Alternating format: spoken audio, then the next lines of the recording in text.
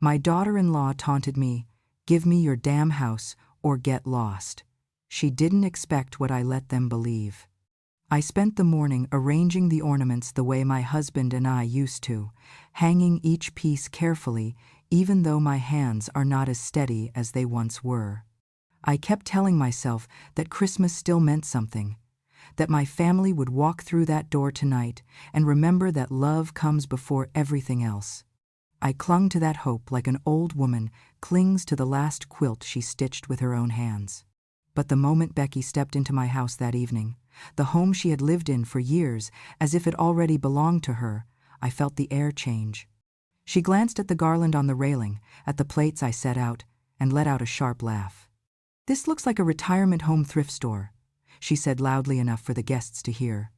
She had lived under my roof for years, but every December she acted like a stranger, stepping into a house she had already decided she deserved more than I did. Old house, old woman, old junk. Everything matches. I told myself to ignore it.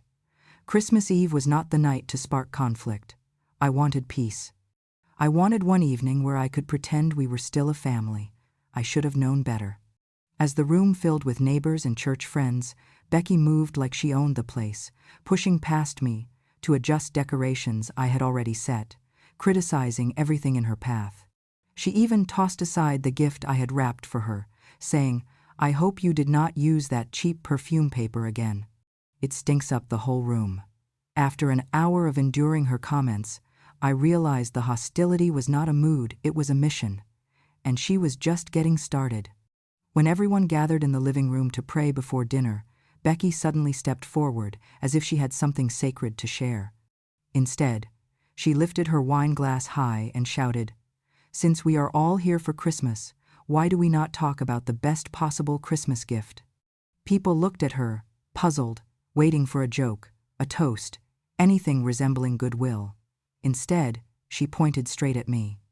"The best gift this old woman can give us is her damn house. Either she hands it over tonight, or she gets the hell out of here and stops leeching off her son." The room erupted into shocked murmurs. A woman dropped her cookie.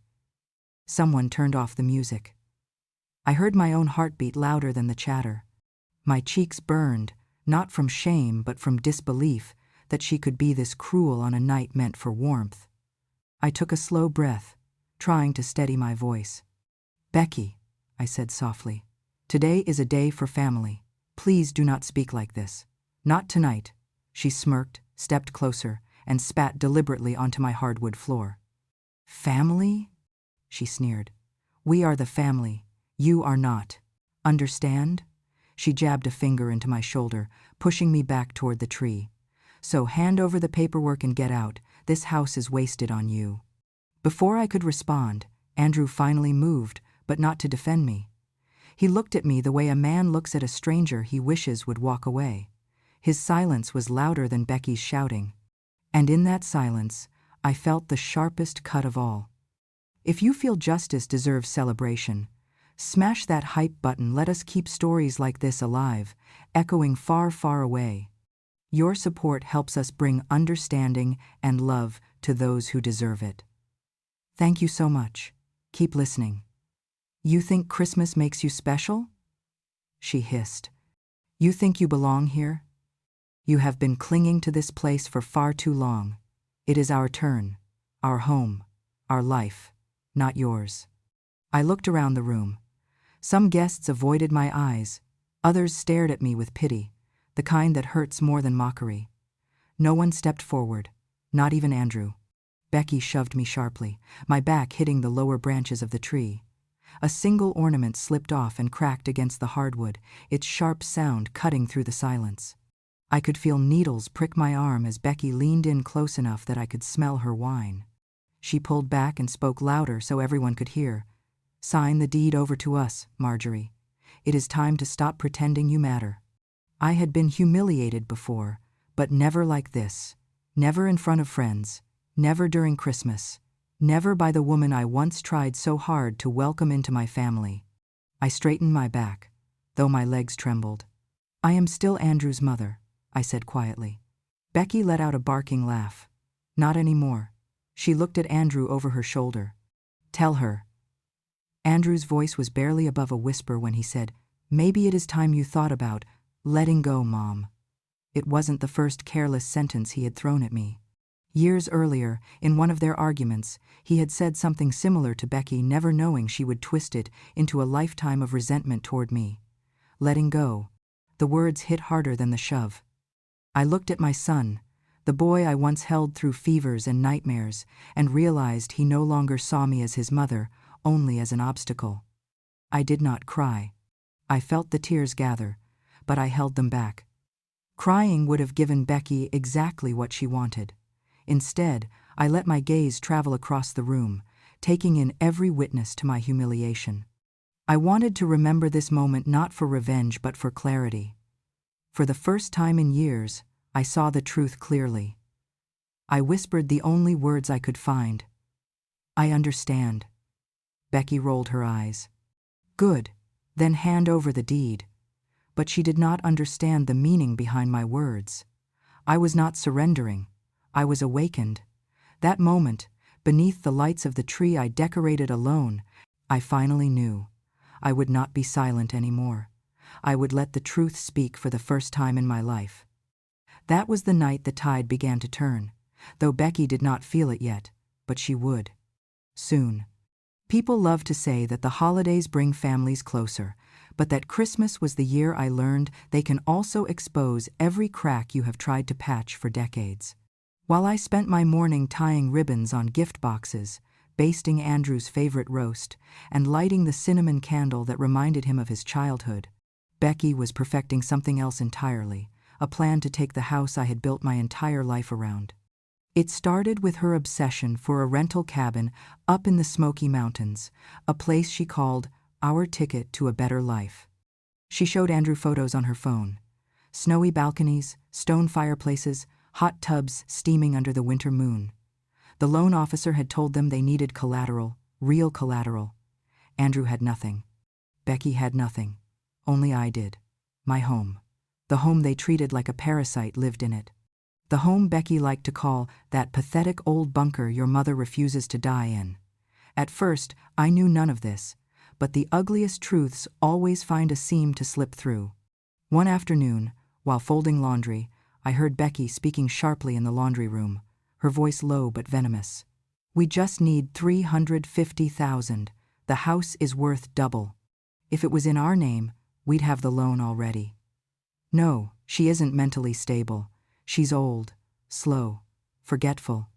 We just have to get her out. I froze behind the door, the laundry basket sagging in my arms. I should have confronted her. Instead, I stood still and listened. That night, when Andrew came home, they sat at the kitchen table, talking in voices they assumed could not reach the stairs. I sat on the second step, holding my breath, listening to the son I raised plan my removal. Andrew said, "The lawyer said it's easier if she's declared mentally incompetent. Then we can get guardianship and handle everything, the house, the bank, the loan." Becky responded immediately. "She's confused half the time anyway. If we show the court how she repeats herself and forgets things, it'll be easy." Andrew hesitated. "It still feels wrong," Becky scoffed. "Do you want a better life? Or do you want to rot here because your mother can't let go of her moldy house? That cabin is our future. Waiting for her to die could take 10 years. She's stubborn. She'll last forever." My breath shook. But they weren't finished. Andrew whispered, "So, what do we actually do?" Becky leaned back in her chair, victorious already. "Simple. Make her sign whatever I put in front of her. And if she refuses, we dump her in a cheap nursing facility. Old people panic when they're alone. She'll break." I felt something in me tear. Not my heart, not my pride, but the last thread tying me to the idea that Andrew still loved me. I went to my room, closed the door quietly, as though even my grief needed to stay polite. I lay in the dark, listening to their laughter below glasses clinking, Becky praising Andrew for finally being a man, and Andrew laughing like hurting me was some kind of victory. Every sound was a knife laid gently into my chest. But even in that darkness, a memory flickered small, steady, persistent. The safe.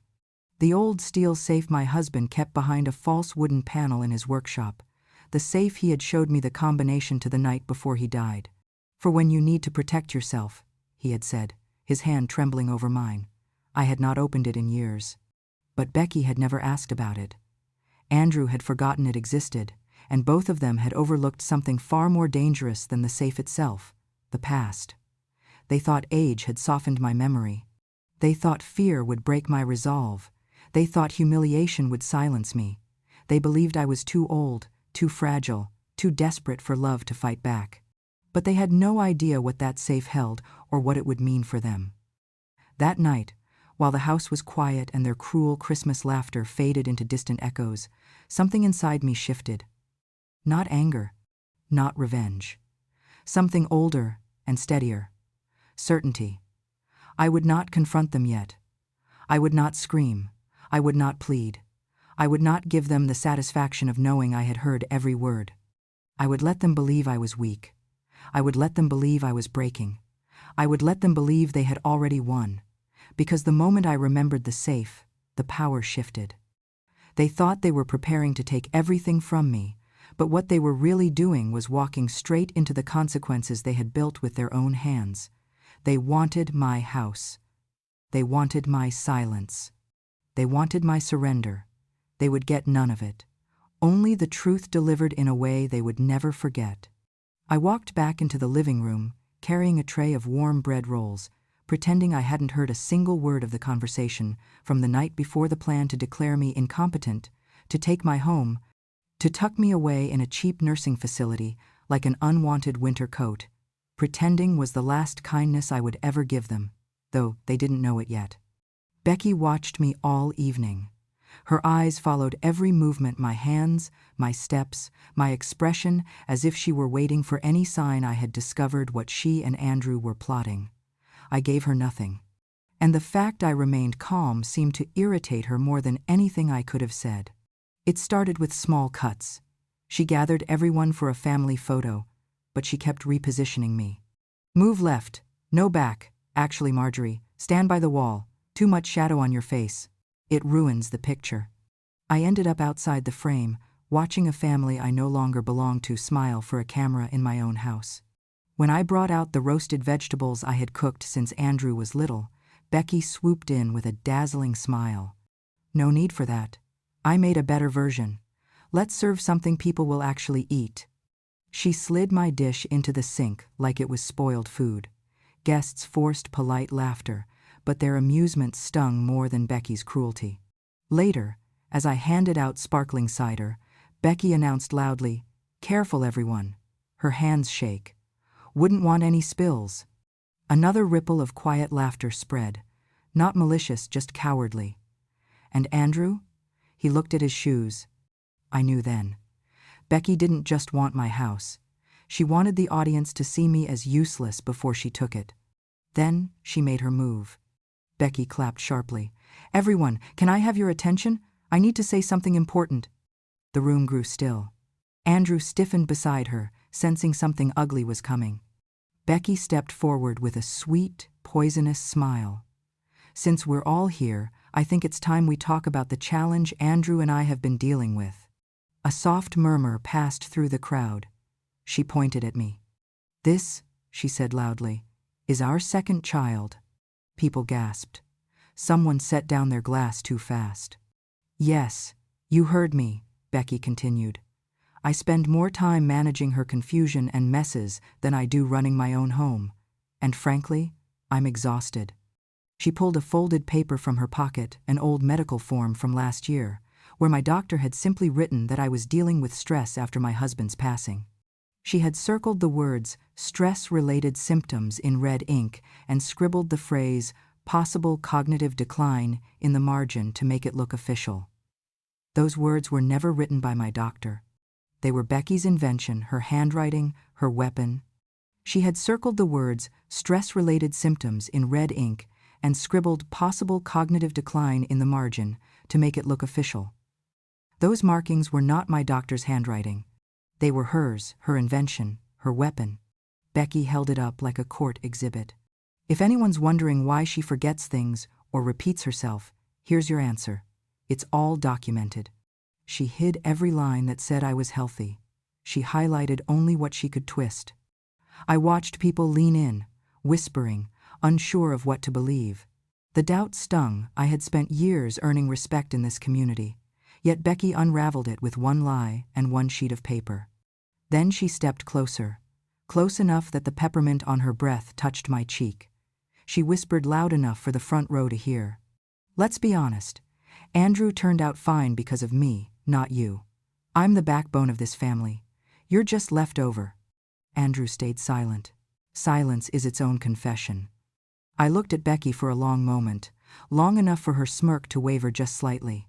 She expected me to cry, argue, and collapse. She needed drama, something she could later spin as evidence of instability. Instead, I gave her nothing. I understand, Becky, I said. My voice was calm, steady, in a way that startled her. Her eyebrows twitched, just a flicker, because there was no fear in my tone, no defeat. The room held its breath. She had wanted to humiliate me. Instead, she revealed herself. And something quiet and powerful shifted inside me. The humiliation she intended to break me became the moment I stopped pretending to be weak. I walked away without crying, without trembling, without offering her another word. Becky believed she had just won. But as I stepped down the hallway toward my room, my fingers brushed against the small key hidden in my pocket, the key to the safe my husband left behind. And for the first time that night, I realized something Becky would soon learn. She hadn't defeated me. She had awakened me. The real fight had just begun. After the guests left, and the house finally fell silent except for the faint ticking of the old mantel clock, I went to my bedroom, closed the door, and locked it. My hands were steady, not with calm, but with clarity. Becky thought she had broken me. She thought I was rattled, humiliated, defeated. She had no idea she had just given me the final push I needed. I reached into the back of my closet and slid aside a heavy wooden box that nobody had touched since my husband died. Beneath it was a small metal key wrapped in a handkerchief. The air in my lungs felt tight as I walked quietly down the hall toward my late husband's workshop.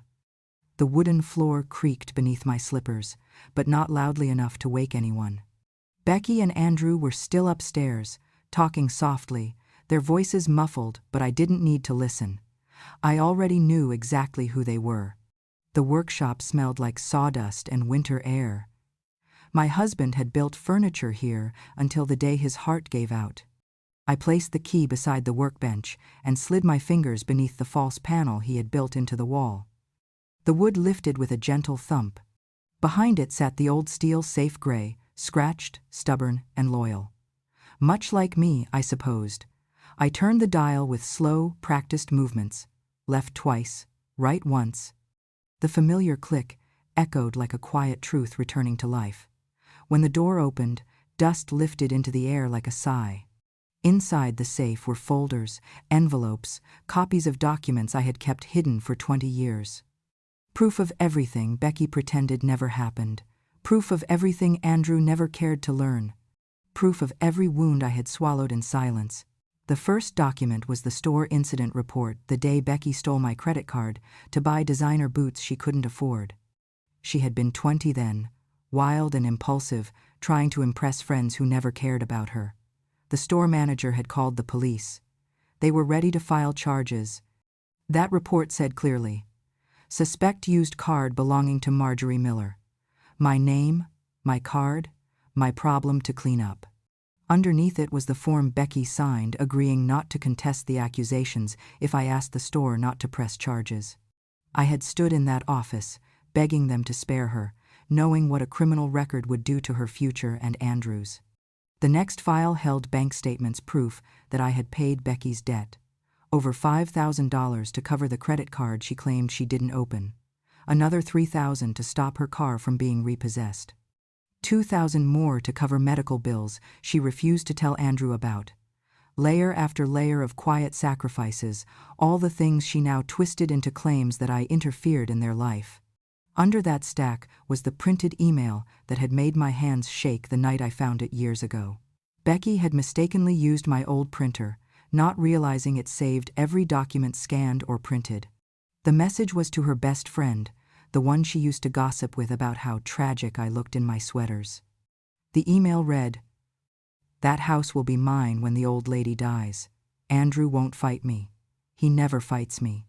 She had written that 6 months after we moved in together, when I was still cooking her meals and hemming her work pants. Next, I pulled out the envelope containing the deed to my home. Becky always assumed it was my husband's house, passed down to me after his death. She mocked the old floors, the paint, the decor, never once imagining the truth. The truth was written right there, in black ink.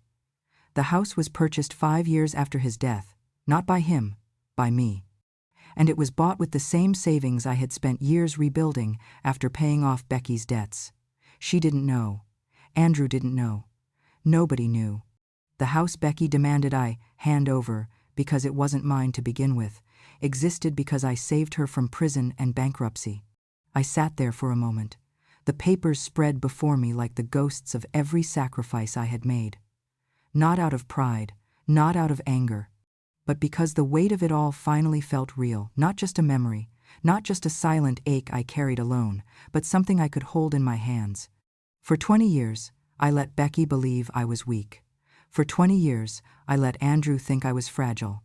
For 20 years, I allowed them to build a story about me that was convenient for their selfishness. And now, for the first time, I understood something important. Their arrogance wasn't a weapon. It was an opening. Becky believed she could manipulate the court by making me look unstable. Andrew believed silence would shield him from guilt. They both believed the house was my husband's, and therefore morally theirs. They believed so many things, and I would let them keep believing them just a little longer. Because while they prepared forged narratives to take my home, I had the real history, the real documents, the real proof of every lie, every theft, every betrayal, every dollar I paid, every line Becky signed, every word she tried to bury. The truth wasn't just on my side. It was cataloged, stamped, signed, time-stamped, irrefutable. I gathered the papers, slid them into a clean folder, and tucked it under my arm. As I closed the safe, I heard footsteps upstairs, Becky pacing, Andrew answering her in tired, frustrated sighs. They were still arguing about how to handle me. I smiled. For the first time in years, I smiled. They had no idea the ground they were standing on was about to crumble beneath them. Not because I would fight, but because I would let them charge forward straight into the truth they had spent so long rewriting. Their confidence was my weapon.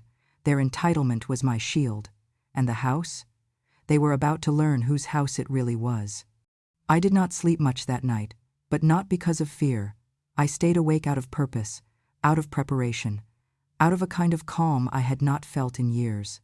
By sunrise, the folder of documents sat neatly on my kitchen table, beside 3 mugs and a pot of coffee that had more strength than the 2 people I invited. I texted Andrew and Becky at 7 a.m. The message short: "Come downstairs. We need to talk before the day continues." Becky stomped down the stairs first, irritated, hair unbrushed, still wrapped in her expensive robe. Andrew trailed behind her, eyes tired from a night of arguing they had not slept well, and that was clear. But the real surprise waited for them at the dining table. My attorney. He sat with a leather notebook open and a calm expression Becky mistook for weakness. She stopped cold. "What the hell is this?" Andrew blinked, confused. "Mom? Why is there a lawyer in our house?" I gestured toward the chairs. "Sit, both of you." Becky scoffed. "We're not doing this. You're not ruining our Christmas morning with your whatever this is." I stayed perfectly still. "You already ruined it. I'm simply finishing what you started." My lawyer folded his hands. "This meeting is recorded for legal clarity." Becky exploded. "Legal? Legal for what?" I opened the folder. The air changed. One by one, I placed the documents between us, like cards in a game neither of them knew we were playing. "Becky," I said softly, Why don't you read the first one? She snatched the paper and froze the moment she recognized the store logo, the incident report documenting her credit card theft 20 years ago. Her face drained of color. What? Where did you? This isn't. Next, I slid forward the agreement she had signed to avoid prosecution. Andrew's head snapped toward her. Becky, what is this? She stammered. It's ancient history. It's not important. Then came the bank statements. The debts, the payments. Every dollar I covered for her. Every lie, she told Andrew. You said those bills weren't yours, he whispered, voice cracking. You said my mom was meddling. Becky slammed her fists on the table. She is meddling. She kept all this to use against me. I moved on to the next item. The printed email Becky sent her friend. The one declaring the house would be hers when the old lady dies. Andrew inhaled sharply. You said you never said anything like this. Becky shouted. She forged it. She printed. She made it up. My attorney spoke for the first time.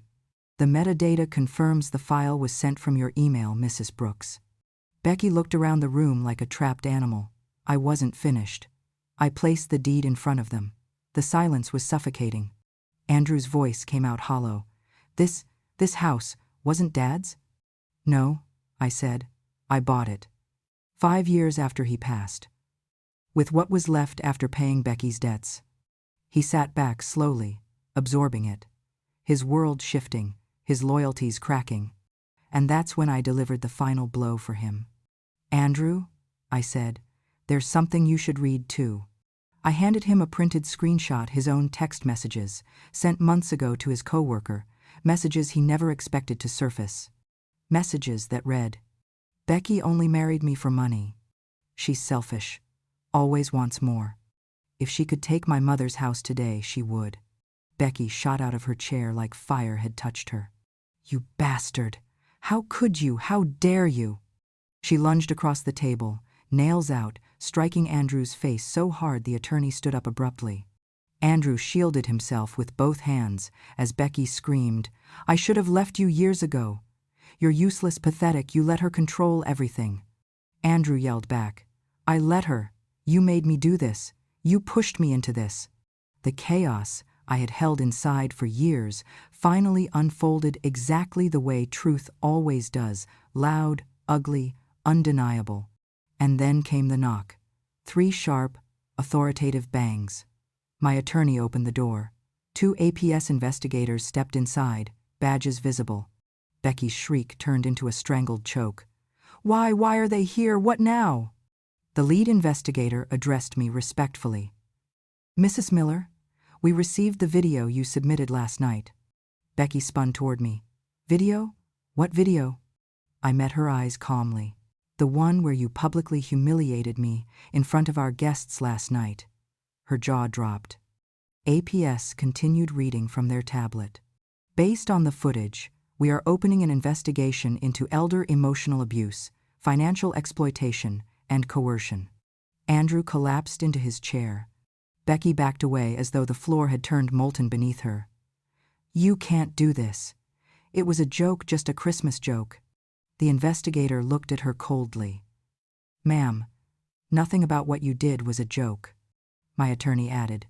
The court will be informed this week. Becky shook her head violently. She's lying. She planned this. I finally stood. Becky, I said, with a quiet that overpowered her screams. I didn't plan your actions. You did. I simply gave the truth the room it needed. She stumbled backward as APS asked her and Andrew to remain available for further questioning. Andrew buried his face in his hands. Becky kept whispering, This can't be happening.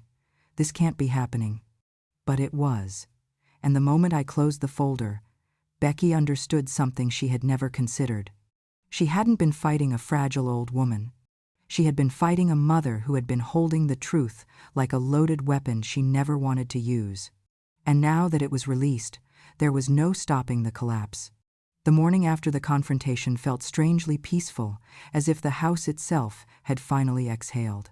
Snow had settled across the porch overnight, soft and undisturbed, a quiet contrast to the chaos that had torn through the rooms just hours before. I sat at the dining table, pen in hand, my attorney beside me, and signed my new will with fingers that did not tremble once. "Mrs. Miller," he said gently, "this makes it official. Andrew inherits nothing. Becky is restricted from contact. The house will legally transfer to the Women's Protection Trust upon your passing or earlier, if you choose." I nodded. "Earlier," I whispered. "Today." He blinked. "Are you certain?" I looked around the home where I had cooked every Christmas dinner, where I had sewn curtains, where I had mourned my husband, and where I had been humiliated by the very people I sheltered. "Yes," I said, "this house no longer belongs to Payne." He filed the final document. It was done. Minutes later, we stood in the living room with Becky and Andrew facing us like defendants awaiting verdicts. Becky's face was streaked with mascara, eyes swollen from crying and screaming through the night. Andrew looked hollow, aged by a truth he had avoided for years. My attorney read the terms aloud. Becky's knees buckled the moment he reached the clause requiring her to vacate within 72 hours. She gasped, gripping the air as if she might stop the words themselves. 72 hours? You can't do that. It's Christmas. You can't kick us out at Christmas." I held her gaze, steady as the snow outside. "You made me leave Christmas first, Becky. All I am doing now is returning the same choice." She dropped to the floor right there on the cold hardwood, the sound echoing like a crack in the silence. "Please," she sobbed. "I have nowhere to go. You can't do this to me. I was angry. I was stupid. Just take it back. Please, please, I'm begging you." Her desperation might have once moved me, but cruelty repeated becomes choice, not impulse, and I had watched her choose it too many times. "You wanted me gone," I said softly. "Now you get what you wished for." Outside, snowflakes drifted past the window, bright in the morning sun. Inside, Becky pressed her forehead to the floor, crying so loudly the Christmas ornaments on the tree trembled. My attorney finished reading the paperwork and stepped aside. For the first time in years, I felt taller. Andrew finally stepped toward me, breaking down completely. His shoulders shook as he grabbed my hands, his voice cracking with every word. "Mom, I'm sorry. I'm so sorry. Please don't leave me with nothing. I can fix this. I can make it right. Just give me a chance." His tears hit my knuckles like warm, desperate drops of grief. "Mom, please. I can change." I wished that his apology had come before cruelty had become a habit, before silence became betrayal, before he let someone else's lies shape the way he saw me. I squeezed his hands once, then gently pulled mine away. "I forgive you," I said, his breath hitched with hope. "But forgiveness," I continued, "is not an invitation to return to the place where the hurt was made. I am not going back." His face collapsed as if the bones beneath it shattered. "No, Mom, don't say that. Don't leave me. Don't walk away." "I already did," I whispered. "Last night, when the truth finally came out." He fell to his knees beside Becky, though they didn't touch. Two people who had stood proudly above me for years, suddenly unable to stand at all. I reached for my coat, my red wool one, the same I wore every Christmas. I opened the door, the cold air sweeping in to meet me like an old friend. Snowflakes landed on my hair, my cheeks, my hands. I stepped outside, letting the door fall closed behind me, as softly as a final blessing. The Christmas lights glowed across the front porch, warm against the pale morning. I walked down the steps without looking back. For the first time in decades, the world felt wide again.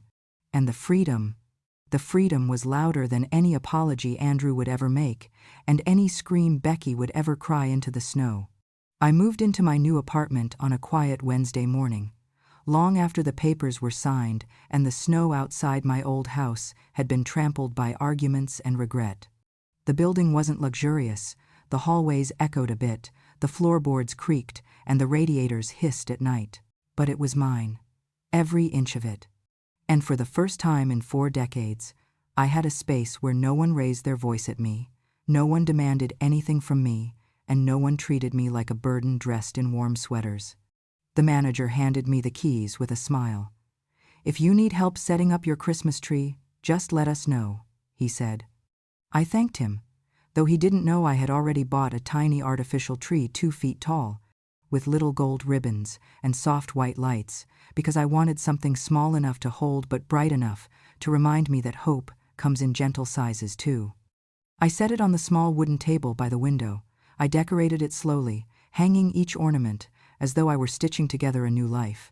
No chaos, no shouting, no hands snatching things away from me. Just quiet, just breath, just me.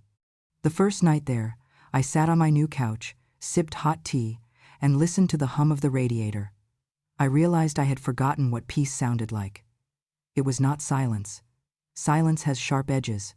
Peace, though, peace settles like a blanket across your shoulders. Within days, I met neighbors, other seniors who carried their own invisible bags of heartbreak. A widow who lost her dog last spring. A retired schoolteacher whose children lived 3 states away but rarely visited. A man who used to be a carpenter and still carved small wooden angels to pass the time. They welcomed me gently, without asking for anything. We shared coffee in the community room. We played cards on Thursday nights. In their company, I felt something I had not felt in years. Belonging. And somehow, that was when the first package arrived. A red box tied with a gold ribbon, sitting quietly at my door like a confession too afraid to knock. No name on it. But the handwriting on the small card was familiar, thick strokes, a slight slant. Andrew's. Inside were homemade cookies. My favorite kind. The ones I taught him to make when he was little and burned his fingers trying to steal them from the oven. I closed the box gently and carried it downstairs. Mrs. Henderson, the neighbor across the hall, had a granddaughter visiting that day. I handed the cookies to her. "These were sent to the wrong door," I said softly. "Your little one might enjoy them." More packages came in the following days. Thermal socks, a jar of honey, a wool scarf, even a small nativity set. I recognized Andrew's handwriting on every tag. I regifted every single one. Not out of anger, not out of revenge, but because healing sometimes means not reopening the wounds someone else is desperately trying to bandage too late. One afternoon, as I walked home from the grocery store, I saw a figure standing outside the gated entrance to the senior apartments, wrapped in a long coat, hair messy, hands shoved into pockets. Andrew. He didn't see me at first. He was staring at the building like a child staring into a candy shop he wasn't allowed to enter. There was a sag in his shoulders I had never seen before, a weight he couldn't shrug off. Part of me ached. Another part stood firm. I turned and took the long way around the building, entering through the back gate. Sometimes motherhood means holding on. Sometimes it means letting go so completely that even your shadow refuses to follow. A week later, the security guard told me Becky had been by as well. She asked if she could come inside, he said. We told her no, unless she was on someone's visitor list. She's not, I replied. I imagined her standing there in the cold, makeup running, begging for a version of forgiveness that would undo consequences. Life does not hand out those kinds of forgiveness, not even at Christmas. She came 2 more times. Andrew came almost every day. Neither of them crossed my threshold. On the last Friday before Christmas, our community held a small gathering in the common room. There were paper snowflakes on the walls, plastic garland around the windows, and a table of potluck dishes brought by shaky hands and generous hearts. Someone asked me if I would like to say a few words, since I was the newest resident. I stood slowly, leaning on the back of my chair. Everyone watched, soft and patient. You know, I said, I spent a long time thinking I had lost my family. Several people nodded knowingly, the kind of nod that belongs to people who have buried their hopes a few times too many. But I realized something, I continued. You cannot lose what you never truly had. A hush fell over the room. I did not lose a son or a daughter-in-law, I said. I lost the illusion that they ever saw me as family. And losing an illusion is not grief, it is clarity. The widow near the window dabbed her eyes. And this Christmas, I said, looking around at the gentle faces, I found something I hadn't had for a very long time. What's that? Someone asked softly. Me, I answered. I found myself. A warm ripple of quiet approval moved through the room, not applause, just understanding. Later that night, as I sat beside my tiny Christmas tree, watching its soft, golden lights reflect off the window, I whispered to myself, "This is my first free Christmas in 40 years." And for the first time, the words didn't hurt. They shone. The strange thing about starting over at my age is that people expect your world to shrink, but mine kept quietly expanding.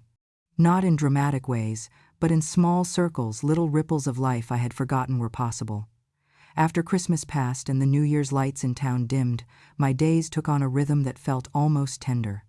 Each morning I woke before sunrise, not because someone slammed a cabinet door or stomped down the stairs, but because my body finally remembered what peace felt like. I would sit by the window with a cup of tea, watching frost melt slowly along the glass, and it felt like watching myself thaw after decades of winter. I began joining a walking group, just 4 of us, all over 60, bundled up in scarves and determination. We walked laps around the courtyard, telling stories that had been kept quiet for years. One woman, Eleanor, confided that her children only visited when they needed something notarized. Another man admitted he had lived 20 minutes from his daughter for 17 years and still hadn't been invited to her house. Somehow, sharing our bruises made them lighter. But the truth is, healing does not happen in a straight line. A month after I moved in, I received the first letter. The envelope was thin, wrinkled a little from being carried around too long. The handwriting was unfamiliar, not Andrew's, not Becky's. Inside was a single sheet of paper. "Mrs. Miller, I witnessed the incident at your Christmas gathering. If you ever need a statement, I am willing to provide one. You deserved better." A neighbor. No name. Just a quiet truth from someone who had stayed silent that night. I folded the letter carefully and placed it in a small wooden box where I kept only things worth remembering. Not proof, not evidence, just kindness. A week later came something different. A phone call. When the receptionist told me Andrew had left a message for me at the front desk, my spine stiffened the way it does when you touch something hot by accident. I didn't call back, but I carried the slip of paper in my pocket all afternoon, not because I planned to respond, because part of me, the part that raised him, needed a moment to grieve the version of him I once believed in. Healing often means grieving what never was. Spring arrived slowly. The snow retreated. The courtyard filled with early tulips planted by a group of volunteers. I found myself helping more than I expected, kneeling on the soft soil, pruning, watering, shaping something new out of what winter had left behind. I was tending to myself without realizing it. Then, one mild afternoon, as I was sweeping my balcony, I heard a familiar voice below. "Mom?" My breath caught. Andrew stood at the entrance of the building again, but not the way he had before. He wasn't looking at the walls like they were barriers. He was looking up, searching for me with a kind of quiet desperation. He hadn't seen me yet. He held a manila folder under his arm. His hair was uncombed, his coat hung loosely, as if he had lost weight he couldn't afford to lose. For a moment, just a moment, my heart softened. Then he spoke again. "Mom, I just want a chance to explain." The old instinct to comfort him, guide him, reach for him rose up like a muscle memory. But then I remembered Christmas Eve, the shove, the silence, the way he let Becky spit venom into my face without lifting a finger, the way he planned to lock me away. Instinct is powerful. Memory is stronger. I stepped back slowly, out of view, not out of cruelty, out of self-respect. He stayed outside for nearly 20 minutes. I watched from behind the curtain as he paced, checked his phone, rubbed his hands together in nervous circles. Then he lowered his head and walked away. And I let him go. That night, I didn't cry. That was how I knew I was healing. By summer, I became something of a leader in the apartment community, a role I never asked for but somehow fit into. I organized a small book exchange, helped the widower next door bake muffins without burning his eyebrows off, and taught 2 ladies how to crochet ornaments for next Christmas. Not one person in that building saw me as a burden. Not one person rolled their eyes when I walked into a room. Not one person raised their voice. It was a different universe, one I should have entered decades ago. The real turning point came during our 4th of July barbecue. The sun was warm, kids visiting their grandparents were running around with sparklers, and the air smelled of grilled corn and sunscreen. One of the volunteers approached me, Sarah, a young woman with bright red hair and an even brighter heart. "Mrs. Miller," she said, "we're opening a new transitional home for women next spring. Your old house will be the main property. We're naming the program after your husband since the deed listed his surname. But I wanted to ask if you'd like a plaque in your name inside. Something small, something that acknowledges what you did." I looked at her, stunned. "You mean something people will see?" She smiled. "Something survivors will see. Something that says the house was built by a woman who refused to be broken." A warmth spread through me, one I hadn't felt since my 30s. "Yes," I said quietly, "that would mean a great deal." And in that moment, I understood something profound. I hadn't just escaped a toxic life, I had built a new foundation for others escaping their own. As the sun set that evening, I sat outside with a soft blanket across my lap, watching distant fireworks bloom like red and gold flowers in the sky. Children laughed, seniors clapped, someone sang off key. And I whispered, not to myself this time, but to the life ahead. I survived my longest winter. Now I'm ready for the spring. And I meant every word. If you stayed with me until the end, thank you. Stories like mine are carried in the bones, not the mouth, and it takes a brave heart to listen. I spent years believing silence was love, believing endurance was duty. But this Christmas, I finally learned the truth. Freedom can come late, but it still comes. If my story touched you, if it made you feel, remember, or understand, then stay close. Subscribe to Grandma True Stories. Not for me. For every grandmother still fighting to be heard, still waiting for someone to see her worth. Your support keeps these stories alive, keeps our voices from fading. Come back for the next truth I have to share. And remember, wisdom doesn't shout, it remembers.